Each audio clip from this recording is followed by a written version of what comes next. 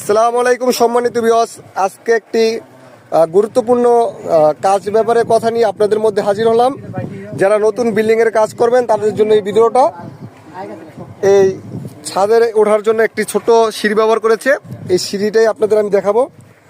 কোন রাজমিস্ত্রি কাজ করেছে সেই নামটা না বলি, দেখেন আপনারা ঢালাই দিচ্ছে, ঢালাইয়ের পুরো সম্পূর্ণ রড দেখা যেতেছে।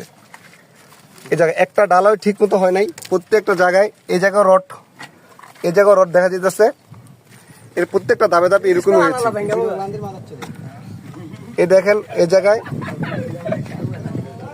পুরো সিঁড়িটা এরকম হয়েছে, আর হাঁটাচলা করলে ভেঙে পড়ে যেতে পারে সিঁড়িটা। আর আমি আরেকটা ফাটন দেখাইতেছি, এই যে দেখেন এই জায়গাটা পুরোটা ফাটে গেছে।